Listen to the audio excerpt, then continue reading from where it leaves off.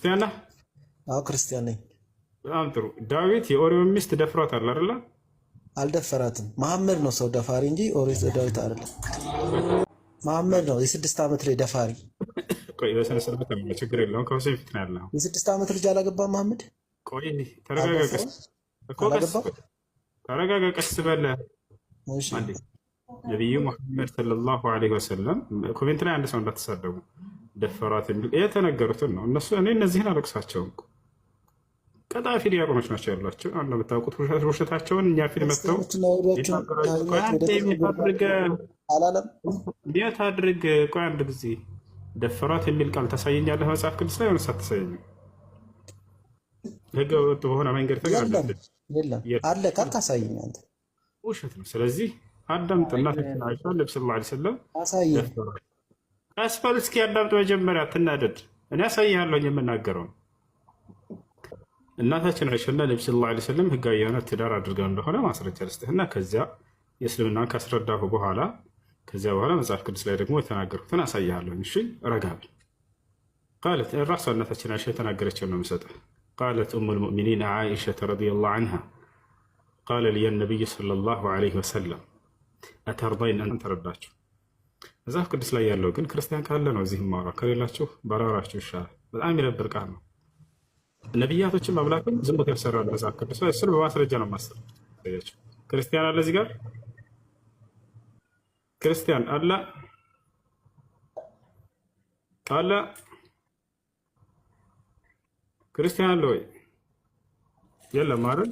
ለማንኛውም ልንገራችሁ፣ እሺ አዳምጡ ምን እንደሆነ። ዳዊት የሚባል ነቢይ አለ መጽሐፍ ቅዱስ ላይ ተጣጣ አለ። ዳዊት የሚባል ነቢይ አለ። ይህ ዳዊት አንድ ወታደር ነበረው፣ ንጉስም ነው። ከወታደሮቹ መካከል አንድ ወታደሩ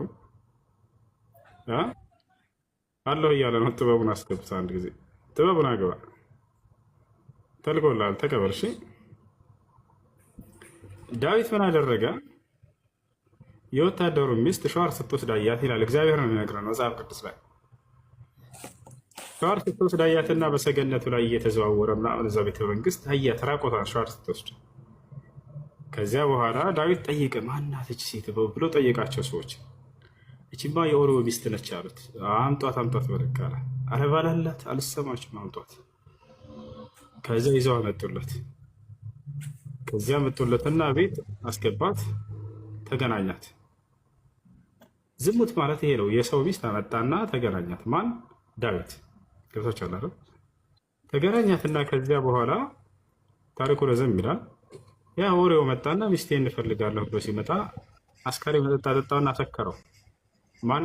የእግዚአብሔር ነቢይ ዳዊት። ሄዶ ወደ ቤትህ ምናምን ብለው እንዲህ ሲል ጊዜ መጨረሻው እንደገና አስገደለው። ማን? ምንድን ነው? ተረት ተረት ነው እንዴ? መጽሐፍ የተረተረ መጽሐፍ እያነበብኩ ነው። አንዴ አዳምጥሽ ልጨርስ ነው። እንዲጨርስ አይደለም እያወራህ አሳይሃለሁ። አዳምጥሽ ቤት አድርጋለሁ። መሰከሩ በራሳቸው አንደበት ተረት ተረት መሆኑን መሰክር መጽሐፍ ቅዱስ። ከአንድ ጊዜ ቤት አድርግ። እውነት ነው፣ ወላሂ እውነት ነው። ተረት ተረት ነው። ምክንያቱም ነብያቶችን ያክል ዝሙት ሰርተዋል ብሎ የሚናገር መጽሐፍ የተረት ተረት መጽሐፍ ካልሆነ ተረት ተረት ምን እንደሆነ አላውቅም። የቱ ጋ ነው እሱ እንደዛ የሚለው? አባቴ ምንድን ነው እሱ? አውጥቼ አሳይሃለሁ። ራስ ፈጥራተው ነው ፍጥር አይደለም። አንድ ጊዜ ታገስ። እሺ ላስፈቅዳ አንድ ጊዜ ከቅርታ ጋር። ከዚያ በኋላ ምን አደረገ? ዳዊት ኦሪዮን አስገደለው። ለምን? ያችን ሴት በዛው ለገሉ ሊያስቀራት ማለት ነው። ዳዊት ተመልከቱ፣ ታቻላርን አስቀራት እዛው። ማን ነው እሱን? ባሏን አስገደለው። ሰላሙን አባቴ ሰላሙን። ዝም ብለህ አታውራ። እና አውጥቼ አሳይሃለሁ። እና ወዴትም እንዳትሄድ ወላሂ አሳይሃለሁ። እንዳትወርድ አሳይሃለሁ። እኔ ከራሴ አንዳች አልናገርም፣ እንዳነበብኩ እናገራለሁ። ንግግሬም ቅን ነው፣ በማስረጃ እንጂ በማስረጃ አልናገርምና በራሱ ጊዜ ወረደ። ግን ታች ምናምን ሆነ ታያለህ እንዴት እንዳስገደለው። በጣም በሚያሳዝን ሁኔታ ዳዊት ወታደሩን ሊያስገድለው ነው። ሚስቱንም ደፍሮበት ተገናኝቶበት፣ ከዚያ በኋላ ደግሞ እሱንም ሊያስገድለው ነው። ለምንድን የሚያስገድለው መሰላችሁ? ያችን የተገናኛትን ሴት ዳዊት ለራሱ እዛው ለግሉ ለማስቀረት። እንዴት አስገደለው? ዳዊት ደብዳቤ ጻፈ። ገብታችኋል? አሳያችኋለሁ። አንድ ልጨርስላችሁ። ዳዊት ደብዳቤ ጻፈ። የምን ደብዳቤ? ጦርነት አድርገው የሚል ደብዳቤ ጻፈና ኦሪዮን ከጦርነቱ መጀመሪያ ፊት ለፊት አሰልፉት የሚል ደብዳቤ ጻፈ። ከዚያም በኋላ ምን አደረገ? ከዚያም በኋላ ኦሪዮን መጀመሪያ ከፊት ጻፉት አስቀምጡት ካለ በኋላ ልክ ጠላት መጥቶ ሊያጠቃቸው ሲል እናንተ ወደኋላ ፈግፍጉ አላቸው ዳዊት የሚል ደብዳቤ ጻፈ። ገብቷቸዋል አይደል? ከዛ በኋላ ኦሪዮ እንዲገደል ማለት ነው። ይሄን ደብዳቤ ጽፎ የጦርነቱን ስትራቴጂ ዳዊት ለማን ይሰጠዋል መሰላችሁ? ለሚስኪን ለኦሪዮ ሰጠው። ጥቅልል አድርጎ ይህን ደብዳቤ ሄድና ላለቃ ስጥለዋል። ተመልከቱ። ኦሪዮ ምስኪን ይህን ደብዳቤ ይዞ ሄደ። የሚያስገድለው ደብዳቤ ነው፣ አላየም። ወስዶ ለማን ይሰጣል? ለአለቃ ይሰጣል። ሲያየው ጊዜ አለቃው የታዘዘውን ነው የሚፈጽመው። እርሱ ምን አደረገ? ጦርነት አዘዘ። ከዛ ኦሪዮን ምን አለው? ከፊት ተሰለፈ አንተ አለው። ቦታዎች አለ ከፊት ተሰለፈ። ልክ ጠላት ሲመጣ ጊዜ ወደኋላ ፍግፍገው እነሱ ተመለሱ። ኦሪዮ ተገደለ። በዚህ እግዚአብሔር ተቆጣበት ይላል መጽሐፍ ቅዱስ። ከዚያም እግዚአብሔር በምን ቀጣው? ያጀማ በምን የሚቀጣ ይመስላችኋል? ዳዊትን ምን አለው? ዳዊት ሆይ አለው በኦሪዮ ላይ ባደረግከው በደል ተቆጥቼብሃለሁኝ እና ምን አድርግሃለሁ አለው? በቤትህ ክፉ ነገር አስነሳብሃለሁኝ አለው። በቤትህ ክፉ ነገር አስነሳብሃለሁኝ አንተ የኦሪዮ ሚስት በድብቅ ተገናኝተሃልና አለው። እግዚአብሔር በምን እንደሚቀጣው እኔ ደግሞ የአንተን ሚስቶች በጠራራ በፀሐይ በገሃዱ ከሌላ ሰው ጋር እንዲተኙብህ አደርግብሃለሁ አለው። የዳዊትን ሚስቶች አስደፈረበት። በዚህ ቀጣው እግዚአብሔር ዳዊት ዝሙት ሰራ፣ እግዚአብሔር ዝሙት አሰራ። በማን ሚስቶች ላይ? በዳዊት ሚስቶች ላይ። ንጹሐን ሴቶችን አስደፈረበት ወስዶ። ከዚያ በምን ጨመረለት መሰላችሁ? የዳዊትን ልጅ ሕፃኑ ልጅ ገደለበት። እግዚአብሔርም ሕፃኑን ቀሰፈው አለ።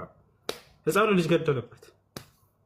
ያጠፋው ዳዊት ሆኖ ሳለ ተመልከቱ፣ የዳዊትን ሚስቶች ምስኪኖቹ ምንም ጉዳዩ ላይ የሌሉበትን አስደፈራቸው እግዚአብሔር።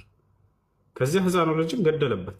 ቀጣሁ አለው እግዚአብሔር። ተመልከት፣ ያሰላም እግዚአብሔር ዝሙት ያሰራል ማለት ነው። በማን ሚስቶች ላይ? በዳዊት ሚስቶች ላይ። ማስረጃ ላሳያችሁ። ከራሴ አንዳች አልናገርም። ኑ ላሳያቸው አውጥቼ ያንዳንዱን ታሪክ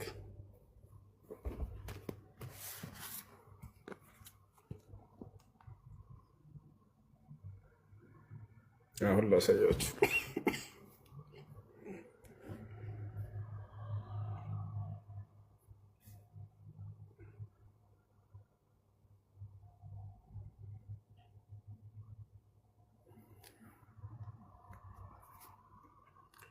እሺ ያውና ላስረብባችሁ እዚህ ጋር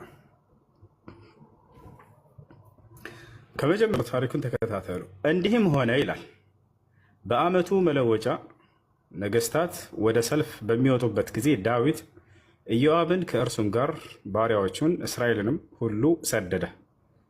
የአሞንም ልጆች አገር አጠፉ፣ ረባትንም ከበቡ። ዳዊት ግን በኢየሩሳሌም ቀርቶ ነበር። እንዲህም ሆነ ወደ ማታ ጊዜ ዳዊት ከምንጣፉ ተነሳ፣ በንጉሥም ቤት በሰገነት ላይ ተመላለሰ። በሰገነቱ ላይ አንዲት ሴት ስትታጠብ አየ። ማን? ዳዊት ሻወር ስትወስድ አያት። ሴቲቱ መልከ መልካም ነበረች አለ እግዚአብሔር፣ በጣም ቆንጅዬ ነበረች። ከዚያስ ዳዊትም ልኮ ስለ ሴቲቱ ጠየቀ። ሻወር ስትወስድ አይቷት ማነች ይህች ሴት ብሎ አስጠየቀ። አንድ ሰውም ይህች የኤልያብ ልጅ የቄትያዊው የኦሪዮ ሚስት ቤርሳቤህ አይደለችምን? አለ። የሰው ሚስት ነች ብለው ነገሩት። ዳዊት ተመልከቱ፣ አምጧት ሌለው። ዳዊትን መልእክተኞችን ልኮ አስመጣት። ያሰላም የሰው ሚስት ነች እያሉት፣ ነቢይ ነው ዳዊት አስቡ። የሰው ሚስት ነች እያሉት አምጧት ብሎ አስመጣት። ከዚያ ሊያደርጋት ነው፣ ሊገናኛት ነው፣ ሊያስረግዛት ነው። ወደ እርሱም ገባች፣ ከርኩሰቷም ነጽታ ነበርና ይላል፣ ከወር አበባዋ ማለት ነው። ከዚያስ ከእርሷ ጋር ተኛ። ያሰላም ወደ ቤቷም ተመለሰች። የሰው ሚስት ነች እያሉት የእግዚአብሔር ነቢይ ቤቱ አስገብቶ ተገናኝቷት ላካት። ነቢያቶች ዝሙት ሰሩ እያለ የሚናገር መጽሐፍ፣ ወላሂ የነቢያቶች ጠላት ነው መጽሐፍ። ለዚህ ነው አምላካችን ሜት አድርግ። ተሳስቻለሁኝ መናገር የምትፈልገው አለ አላህ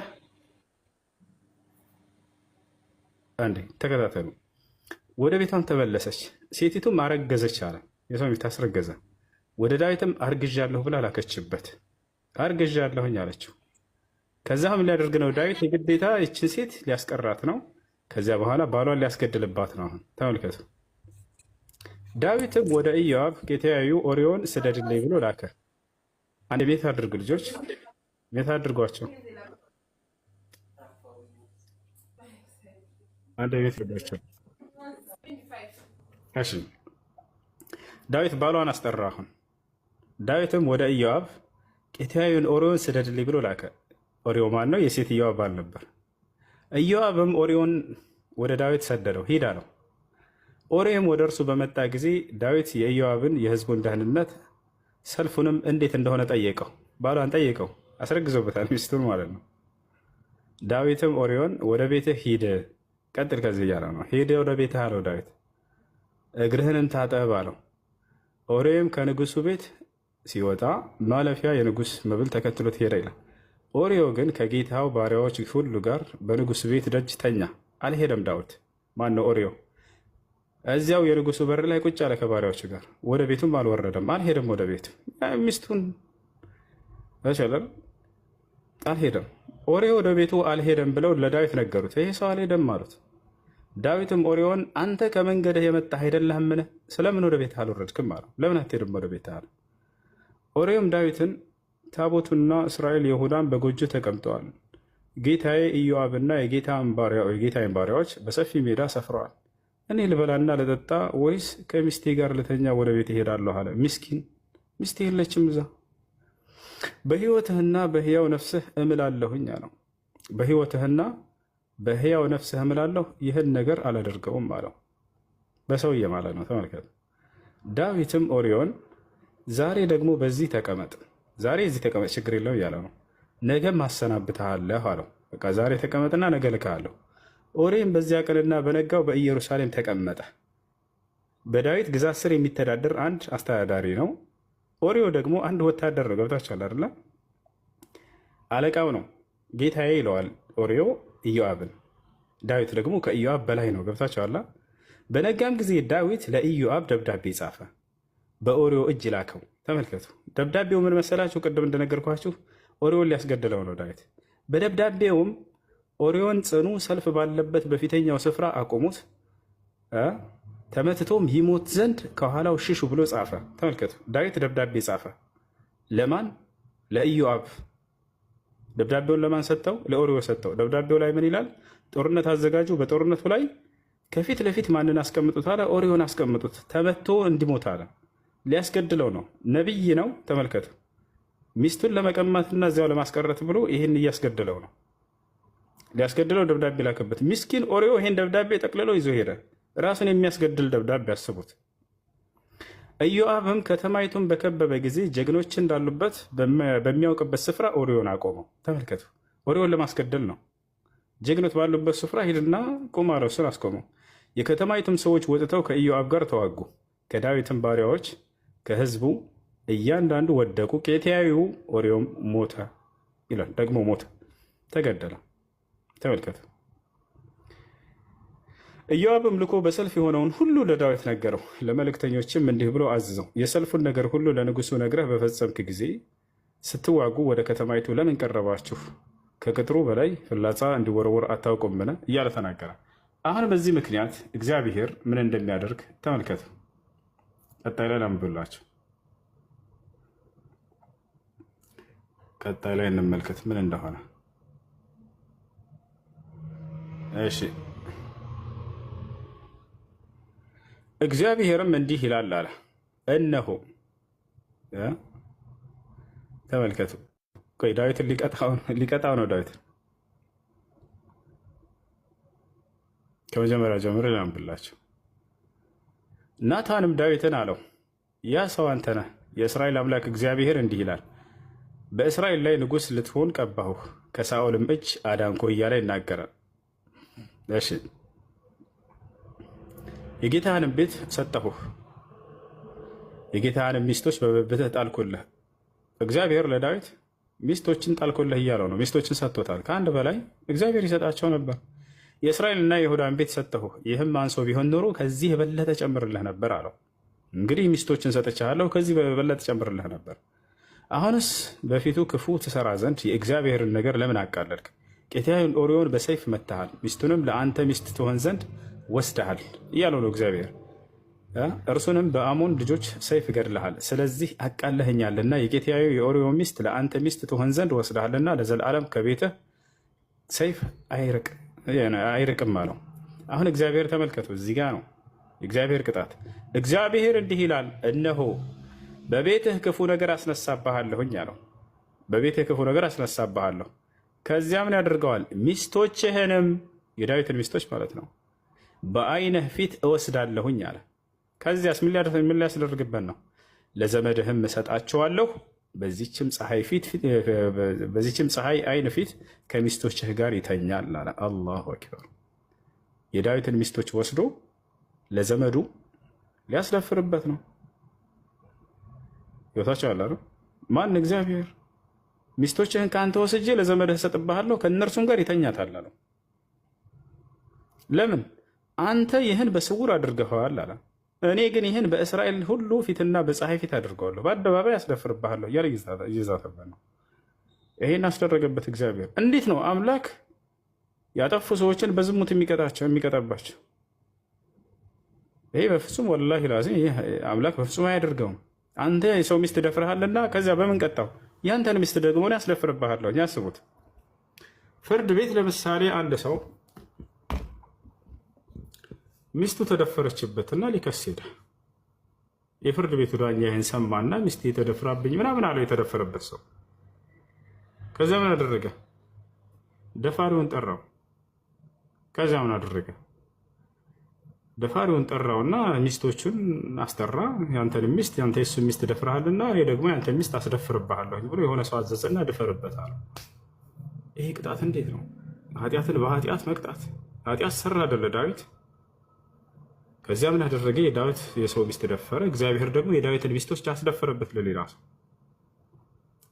ውሸት ነው ምዕራፍ ቁጥር የምትሉ ልጆች ወላሂ ላዚም ውሸት አይደለም። መጽሐፋቸው ላይ ያለ ነገር ነው። ምዕራፍና ቁጥሩ ልስጣቸው። ከመጀመሪያው ታሪኩን ታገኙት ዘንድ የት ታገኝታላችሁ? መጽሐፈ ሳሙኤል ካለ ምዕራፍ 11 ከቁጥር 1 ጀምራችሁ አንብቡት። እግዚአብሔር መሀይም ነው ምናምን አትበሉ። ኮሜንት ላይ አትሳደቡ። ስድብ ሳይሆን መሳሪያ የለባቸውም። ስድብ አይደለም። እኔ አሁን ይህን ስነግራቸው ጊዜ ምንድን ነው ነቢዩ ዳዊት ከዚህ ንጹህ ነው። ገብታችኋል አይደል? አምላካችን አላህ በቁርአን ላይ በጣም ያወድሰዋል። ኒዕመል ዓብድ ይለዋል አላህ። ምንኛ ያማረ ባሪያዬ ነው ዳዊት እያለ ይናገርለታል። በጣም የተመረጠ የአላህ መልእክተኛና የአላህ ምትክ ነው በምድር ላይ። ያ ዳውድ ኢና ጀዐልናከ ኸሊፈተን ፊል አርድ ይለዋል አላህ። ዳዊት ሆይ እኔ በምድር ላይ የእኔ ምትክ አድርጌሃለሁ እያለ የተናገረለት ታላቅ ሰው ነው። ገብታችኋል አይደል?